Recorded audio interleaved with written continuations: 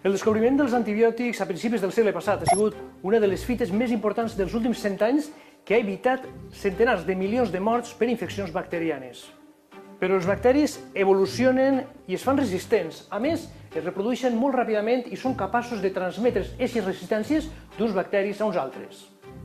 Això fa que cada vegada hi hagi més bacteris que són resistents als antibiòtics que han estat funcionant durant les últimes dècades.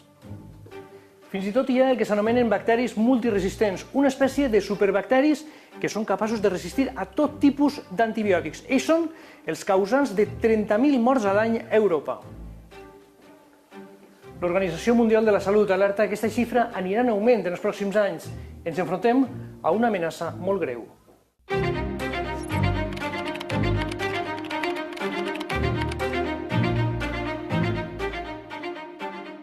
Bacteri, del grec bacteria, bastó, denominat així perquè la majoria dels bacteris tenen esta forma.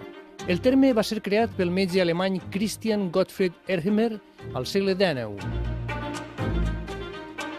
Els bacteris són éssers vius molt xicotets. Abans de llevar-nos les mans, podem arribar a tindre'n milions en la nostra pell.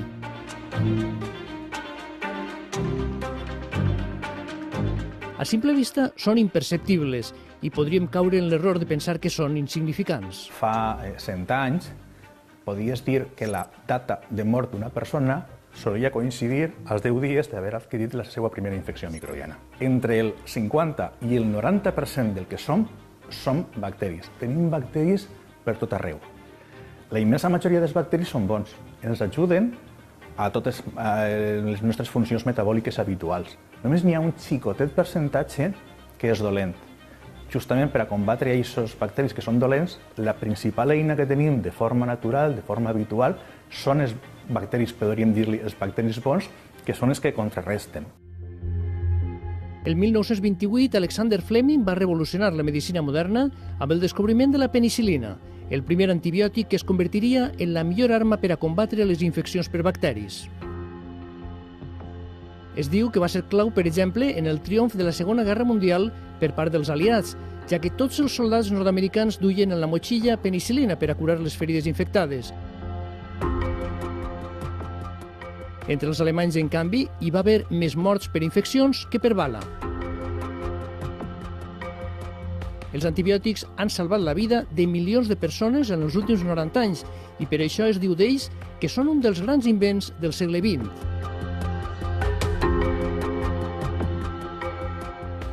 Si pensem en el que passava fa 200 anys, l'esperança de vida era de molt poques desenes, 25 anys o així. A principis de segle, també gràcies a la millor alimentació i higiene, van passar els 40 anys. I avui en dia, als estats moderns, a l'estat espanyol, estem al voltant dels 80 i tants anys d'esperança de vida. Malauradament, ens podem trobar en què d'ací 20-30 anys aquesta esperança de vida ni tan sols es mantinga, sinó que vaig en decreixement. Però quasi un segle després, alguna cosa està començant a fallar. Es calcula que actualment moren 700.000 persones al món per infeccions provocades per bacteris multiresistents i aquesta xifra podria pujar fins als 10 milions en els pròxims 30 anys i superar la mortalitat produïda pel càncer. Les últimes xifres de fa uns pocs dies ens diuen que n'hi ha més de 30.000 morts confirmats a l'any a Europa per resistències a antibiòtics, dels quals al voltant de 2.000 a l'estat espanyol. Ens arriben molts bacteris que ja ixen com a resistents a molts antibiòtics d'ús quotidià. Cada vegada necessitem antibiòtics més complexes que, per altra banda, estem quedant-nos sense arsenal i tenim bacteris superresistents que no poden carregar-nos mai. Al final, hauran sentit que n'hi ha gent que està morint per septicèmies, per infeccions generalitzades, perquè ja no trobem una teràpia antibiòtica que pugui això. Cada vegada n'hi ha més exemples d'aquest tipus. De tant en tant, en premsa, fa uns pocs mesos, a l'estiu passat, per exemple, va passar a les Illes Canàries. De sobte arriba un grup de gent que es posa malalta, no sabem per què, comencen a tractar-lo amb antibiòtics, perquè és una infecció d'origen bacterià, però no funcionen els antibiòtics i aquest mateix problema ens està passant ja en malalties molt més complexes, com per exemple la tuberculosi i altres. Sobretot en l'àmbit hospitalari és on més problemes tenim perquè les infeccions són més greus, però efectivament estan augmentant tant en l'entorn de primària, d'ús d'àmbit domèstic d'antibiòtics i infeccions, com a l'àmbit hospitalari. De forma natural, els bacteris es fan resistents a mesura que van enfrontant-se als diferents antibiòtics. Per això, un ús excessiu o inadequat dels antibiòtics acaba provocant que els bacteris es facin més ràpidament resistents. L'ésser humà està forçant la situació perquè moltes vegades en clínica, fins i tot de vegades per pressió dels propis pacients, s'estan administrant antibiòtics quan no cal, per exemple, davant d'una malaltia vírica. Això és una cosa que estem fent malament. Una cosa és prendre un medicament, un antibiòtic, que s'ha vist per protocols i per investigacions que en una durada X mata el bacteri, i altra cosa és prendre-lo, jo ja me trobo bé i ja està, no? Ja no està el bacteri, ja me puc deixar de prendre. Això què és el que passa? Que, clar, aquest bacteri que encara el tenim perquè està viu, perquè no l'hem matat, perquè és que se sap que no se mata, aprèn. És una qüestió d'evolució, això ja ho va contar Darwin. Aleshores, el que passa és que aquest bacteri que ha rebut una dosi mínima d'un antibiòtic s'aprèn la lliçó. I aquest bacteri se passarà a uns altres éssers humans que tindran una capacitat de resistència major que el bacteri previ. S'utilitza moltíssim antibiòtic històricament per una sèrie d'infeccions que no són produïdes per bacteris, sinó són produïdes per virus. Per tant, no solventa el problema i sí que crea resistències, que és el greu problema que tenim ara. Dosis inadequades, elecció de l'antibiòtic inadequat. En general, es considera que els antibiòtics d'espectre més reduït són els més adequats perquè generen menys resistències. Hi ha una mala praxis també, mala praxis en carinyo, perquè tots els metges, les infermeres volen el millor per als seus malalts, però mala praxis perquè s'han prescrit molts antibiòtics per a patologies autolimitades, per a patologies que són víriques, per exemple, per a grips, catarros, etc. S'han sobreutilitzat molt els antibiòtics, sobretot en àmbits de pediatria, per exemple. Espanya és el segon estat europeu amb major ús d'antibiòtics, segons els estudis del Centre Europeu per al Control i Prevenció de Malalties. Cada dia consumim 32 dosis d'antibiòtics per cada 1.000 habitants. Només Xipre en consumís més, amb 33 dosis. França, amb 29 dosis, o Itàlia, amb 23, ens segueixen de prop en este rànquing en el que queden molt lluny països com Holanda o Alemanya que no consumeixen ni la meitat d'antibiòtics. Per què destaquem en el mal ús dels antibiòtics? Els experts ho han analitzat i tenen un diagnòstic. A Sevilla ens rep el doctor José Miguel Cisneros, que és director clínic de malalties infeccioses a l'Hospital Universitari Virgen del Rocío, a més de presidir la Societat Espanyola de Malalties Infeccioses i Microbiologia Clínica. Ell personalment es va reunir amb la ministra de Sanitat del PP, Dolors Montserrat, per a traslladar-li les mesures necessàries, però no li van fer ni cas.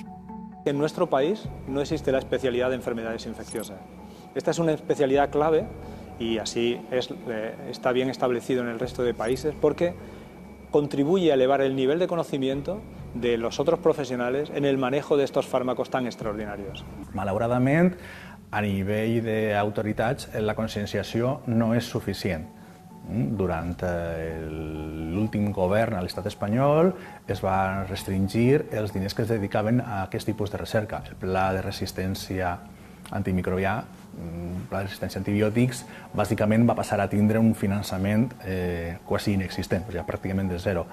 El problema és brutal i si no hi ha una conscienciació global per tota la societat, i és la societat la que influïs sobre els dirigents polítics sobre aquest tema, ens podrem trobar en un moment determinat en què no podem fer massa cosa perquè ja se'ns ha passat l'arròs.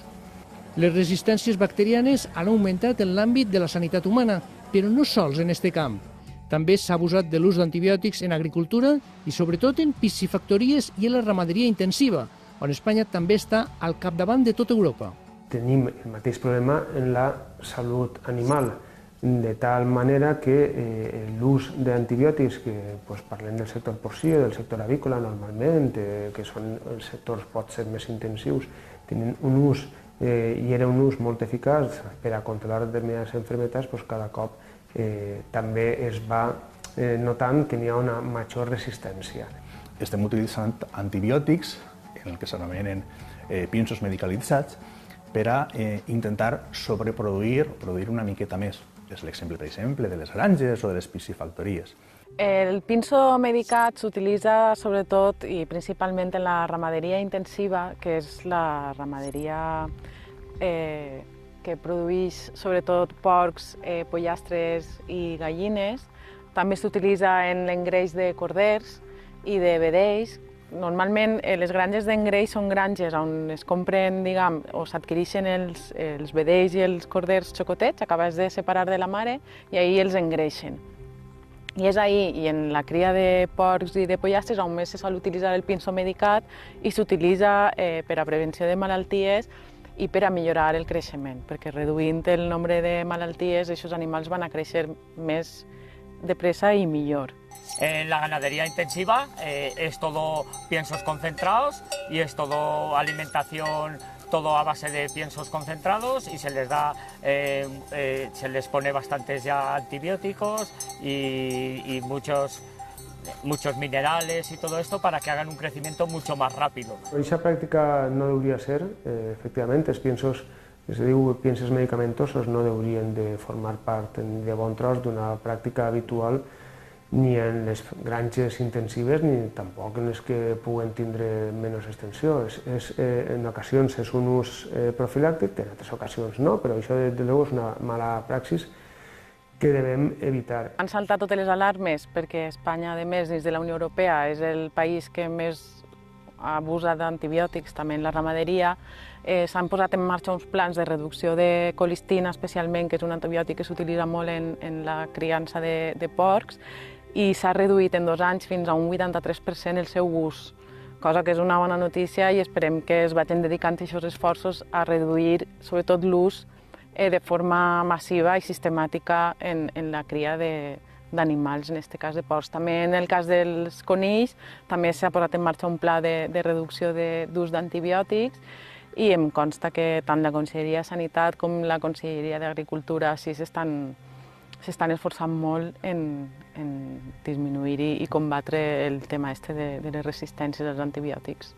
I també conscienciant els ramaders, els usuaris, de els desavantatges que té aquesta utilització excessiva, de la qual en moltes ocasions no som conscients. L'Organització Mundial de la Salut aconsella prohibir l'ús profilàctic dels antibiòtics en les explotacions ramaderes, però de moment és legal fer este ús preventiu dels antibiòtics en el menjar dels animals. Per això són necessàries aquestes campanyes de conscienciació. Encara que ja comencen a obtindre els resultats, continua sent molt gran la diferència en ramaderies extensives com esta d'Agres. La utilització dels antibiòtics i, en general, el nivell de vida dels animals no té res a veure entre les explotacions intensives, on pràcticament no poden ni moure's, i les ramaderies ecològiques com esta altra de Vistabella del Maestrat, que aposta pel benestar animal y per un menjar natural. La ganadería extensiva, sobre todo, y en ecológico, lo que es principalmente es pasto, lo que comen. Pasto, y por eso lo que hacemos es cambiarlas de un sitio para otro en sitios muy abiertos y sin estar casi nunca cerradas en ningún establo. La ramaderia extensiva no utilitza el pinso medicat, tampoc la ramaderia ecològica. La ramaderia ecològica perquè ho té prohibit per llei i la ramaderia extensiva perquè també va contra el sistema productiu. La ramaderia extensiva són animals que estan criats a l'aire lliure, no estan tots juntets, per tant no necessiten tampoc aquest tipus de prevenció donada a través del pinso. L'OMS ja fa alguns anys que va alertar del greu problema a què ens enfrontem. Els bacteris cada vegada són més resistents als antibiòtics que tenim al nostre abast i en els últims anys han deixat d'eixir-ne de nous al mercat. La crisis de los antibióticos ha venido de manera inesperada porque, fíjese, a finales de los años 80 y principios de los 90, la industria farmacéutica producía nuevos antibióticos de una manera vertiginosa realmente, hasta tal extremo que se llegó a pensar y a escribir en revistas prestigiosas que el final de las bacterias estaba cercano. Fíjese qué paradoja. Y ahora estamos en una situación en la que tenemos más antibióticos que nunca y tenemos pacientes reales ya ingresados en hospitales como los nuestros con infecciones por bacterias frente a las que no tenemos antibiòtics que ponerle. Grans multinacionals que dedicaven quantitats brutals de diners per a la recerca de nous microorganismes, de nous antibiòtics, estan deixant de fer-lo, entre altres coses perquè no és rentable. Investigar en un nou antibiòtic que cura no és tan rentable com investigar en uns medicaments que es poden allargar gairebé tota la vida d'un pacient, no? És un ingrés constant i mantingut en el temps. Ara mateix no interessen antibiòtics i no hi ha línies d'investigació d'antibiòtics, han anat a altres línies de patologia crònica, degenerativa. Pràcticament no arriben. I després els que arriben es queden en l'àmbit hospitalari perquè tinguin recursos a nivell hospitalari per aquestes infeccions potents que no n'hi ha manera d'evitar-les. És brutal, estem parlant, per exemple, de que dels 16 antibiòtics a l'any que es podien descobrir a principis de segle, actualment, els últims 5 anys, al mercat han arribat una xifra tan espectacular com 0. No tenim nous antibiòtics en els últims 5 anys, nous, en el mercat. No es descobreixen pràcticament ja nous antibiòtics, entonces els poquets que van treballant-se així i obrint el ventall d'eficiència sobre els bacteris, es reserven en l'àmbit hospitalari. És veritat que els únics antibiòtics que s'estan desenvolupant més són antibiòtics molt específics, en espectres molt concrets, que van encaminats sobretot a tractar aquests bacteris multiresistents que donen problemes seriosos de salut, però no per augmentar l'arsenal terapèutic, per exemple, en l'àmbit de primària. Ara mateix no ens enganyem, la investigació en medicaments i la producció de medicaments és una cosa que només depèn de la indústria farmacèutica. És veritat que els estats o les agències de medicaments públiques podrien consolidar o podrien promoure assajos clínics o altres tipus d'investigació, però després hi ha que tindre un recolzament de fabricació, de comercialització, de posar al mercat un producte que realment ara mateix és una utopia. L'horitzó sembla apocalíptic, però hi ha camins esperançadors. La Unió Europea financia un ambiciós projecte d'investigació en què participen laboratoris farmacèutics privats com Pfizer i desenes d'hospitals de tota Europa. El doctor José Miguel Cisneros lidera este assaig anomenat Revisit d'un nou antibiòtic que ja ha demostrat en laboratori la seva eficàcia contra un dels bacteris més resistents i, per tant, perillosos. Este ensayo clínico, que es el método que utilizamos, tiene como principal objetivo demostrar la eficacia de un nuevo antibiótico que in vitro, es decir, en el laboratorio, es activo frente a un tipo de bacterias frente a las que no tenemos ahora mismo tratamientos verdaderamente eficaces. Tenemos muchas expectativas y una gran necesidad porque, como le decía, no tenemos en este momento tratamientos eficaces frente a las infecciones producidas por estas enterobacterias que tienen un mecanismo de resistencia frente al último grupo de antibióticos que son los carbapenem y por un mecanismo de resistencia muy específico que se llama metalobetalactamasas. Actualment treballen ja en la fase 3 d'est assaig i estan en disposició de començar a provar en pacients allò que ha donat un bon resultat al laboratori. Un treball d'avantguarda no només per l'antibiòtic que desenvoluparan, sinó també per com està fent-se. Tiene una financiación mixta y esto es un cambio de paradigma en la investigación tradicional de antibióticos que ha hecho tradicionalmente la industria farmacéutica en solitario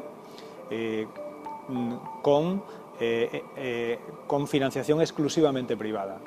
En este caso, este ensayo clínico forma parte de la IMI, la Innovative Medical Initiative, que es una iniciativa europea de la Unión Europea, realmente muy interesante, porque lo que pretende es desarrollar de forma rápida a fármacos que se necesitan con gran prioridad. Y tiene un programa, que es el programa Combacte, que va dirigido específicamente a antibióticos frente a bacterias multiresistentes. Y dentro de ese programa este es el primer ensayo clínico en fase 3 desarrollado con esta financiación mixta de la industria farmacèutica i de la Unió Europea. El problema és que el temps que requereix una investigació xoca amb la impaciència que caracteritza la nostra societat i per molt que s'ha accelerat aquesta recerca gràcies al treball col·laboratiu de les farmacèutiques i els hospitals, l'eixida al mercat d'este nou antibiòtic no serà immediata. La incorporación de un fármaco, de un antibiótico, tiene que hacerse dentro de unos márgenes de seguridad que evite que pueda tener perjuicios que puedan pasar desapercibidos en una investigación ligera. y evite ejemplos que conocemos del pasado con algunos fármacos, ¿no? Por lo tanto, este fármaco, este antibiótico, si el ensayo que hacemos tiene éxito, le quedan todavía varios años para que pueda ser prescrito con normalidad por cualquier médico en cada hospital. Por eso es tan importante que los antibióticos que tenemos los utilicemos muy bien para conseguir que nos duren más tiempo mientras que llegan estos nuevos fármacos. La nostra tasca hauria de ser que la praxis, en este cas de prescripció, però també la d'infermeria, les farmacèutics, la de tot el sistema sanitari, fos una praxis que estiguera molt a prop de les recomanacions de major evidència. En aquest context baixaríem molt el consum d'antibiòtics i sobretot el consum d'antibiòtics innecessaris i inadequats. I això és el que disminuiria dràsticament la pressió selectiva que exerceixen les bactèries ante aquests antibiòtics, que en definitiva és el que desenvolupa les resistències. El fet també de que siguem estrictes en demanar el control del metge en l'ús dels antibiòtics fa que la gent vagi conscienciant-se i donant-se compte que l'antibiòtic és sols quan cal. Establir grups d'experts que controlen en la pràctica assistencial o que puguen establir les recomanacions més raonables per a utilitzar béns antibiòtics i controlar resistències en llocs, per exemple, nosaltres a nivell d'hospital, que són els famosos grups PROA. També seria el control de sistemes d'informació per a que la prescripció fora millor. Precisament el doctor Cisneros ha posat en marxa un ambiciós pla de reducció d'ús d'antibiòtics, primer a l'Hospital Universitari Virgen del Rocío i després en tota la sanitat andalusa, amb resultats impactants que ja han començat a seguir en altres comunitats com Aragó i Navarra. Hemos conseguido reducir el consumo de antibióticos en varios hospitales, que está publicado, y en el nuestro, en el Hospital Virgen del Rocío, gracias a la puesta en marcha de los PROA. Los PROA son los programas de optimización de antibióticos, que incluyen una nueva forma de formación continuada de los profesionales, en este caso en el manejo de los antibióticos. Este programa lo pusimos en marcha en 2011 en mi hospital y de manera rápida conseguimos reducir en casi 400 dosis diarias de antibióticos el consumo de antibióticos, fíjese, en mi hospital. Con este programa, que incluye atención primaria y hospitalaria, hemos conseguido reducir el consumo de antibióticos en atención primaria en Andalucía de manera muy significativa, en más de un 20% en estos 4 años, 5 años, y a nivel de hospital igualmente. Y no solo hemos conseguido reducir globalmente el consumo, sino que hemos mejorado el perfil de prescripción y hemos reducido el consumo aún más de los antibióticos de mayor espectro, es decir, aquellos que destruyen más bacterias de nuestro organismo y que por lo tanto facilitan la aparición de más bacterias resistentes. Y las consecuencias han sido muy positivas, porque al reducir la presión antibiótica hemos reducido las infecciones por bacterias multiresistentes adquiridas en el hospital, porque hemos quitado el principal factor de riesgo, que era el uso previo de antibióticos.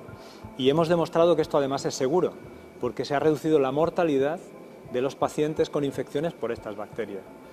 L'adopció de mesures com esta és fonamental i el millor complement per tal d'aconseguir una reducció de les resistències bacterianes passa també per la conscienciació ciutadana. Que vagin a la farmàcia, que tiren el medicament que sobra, que està caducat, que és antibiòtics que ja no hagin utilitzat, perquè si no utilitzaran mal l'antibiòtic. Em queden 3 pastilletes quan tinc una infecció i no toca. Totes aquestes coses al punt seguir a la farmàcia, que és aquesta bústia blanca que trobaran en les farmàcies.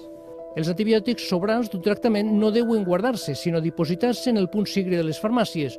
Una empresa s'encarrega del seu reciclatge en plantes de tractament com esta. Des de les farmàcies, la consulta mèdica o les aules, és fonamental la conscienciació sobre la importància de fer un bon ús dels antibiòtics. En alguns països, com ara els Estats Units, fins i tot es consciencia des del supermercat, on destaquen els productes que no han sigut tractats amb antibiòtics.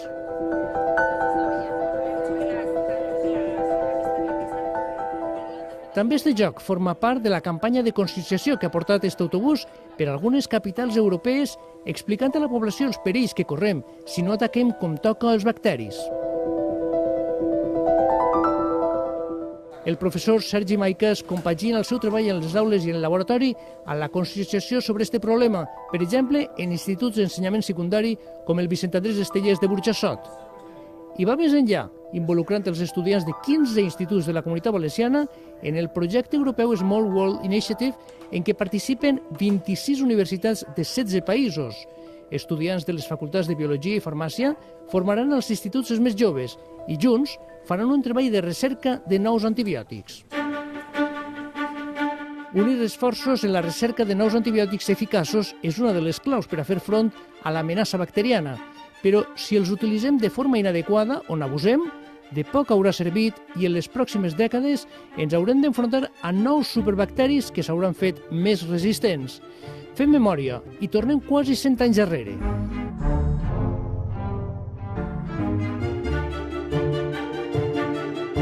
Poc després de descobrir la penicil·lina, Alexander Fleming ja ho va advertir amb aquestes paraules.